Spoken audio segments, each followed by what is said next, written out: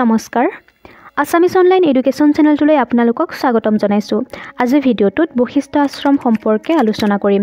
বশিষ্ঠ আশ্ৰম গুৱাহাটীৰ দক্ষিণ পূব দিশৰ সন্ধ্যাচল পাহাৰত অৱস্থিত। বশিষ্ঠ আশ্ৰমত পোনতে এটা শিৱ মন্দিৰ আছে আৰু কাষত এটা গণেশ মন্দিৰ আছে। কিংবদন্তি অনুসৰি কালিকা পুৰাণৰ মতে ব্ৰহ্মাৰ পুত্ৰ বশিষ্ঠ মুনি নিমি ৰজাৰ শাপত দেহহীন হয়। নিৰুপায় হৈ বশিষ্ঠ ব্ৰহ্মাৰ শৰণাপন্ন হোৱাত তেওঁৰ উপদেশ অনুসৰি সন্ধ্যাচল পাহাৰত বিষ্ণুক তপস্যা কৰিবলৈ লয়।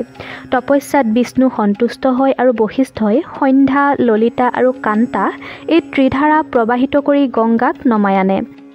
ত্ৰিধাৰাৰ সংগমস্থলতে গা ধুই আৰু পানী খাই মুনিয়ে পূৰ্বৰ ৰূপ ঘূৰাই পায় বুলি মানুহৰ মুখে মুখে প্ৰচলিত আছে। তেওঁৰ নামৰ পৰাই এই আশ্ৰমৰ নাম বশিষ্ঠাশ্ৰম হয় বুলি প্ৰবাদ আছে। সন্ধ্যা, ললিতা আৰু কান্তা এই তিনিসুঁতি লগ লাগি যি স্থানত পৰিছে সেই স্থান অমৃতকুণ্ড নামেৰে জনা যায়। ১৭৫১ পৰা ১৭৬৯ খ্ৰীষ্টাব্দৰ সময়ছোৱাত আহোম স্বৰ্গদেউ ৰাজেশ্বৰ সিংহই এই মন্দিৰ নিৰ্মাণ কৰোৱায় আৰু আশ্ৰমলৈ পাই ৮৩৫ বিঘা মাটি দান দিয়ে।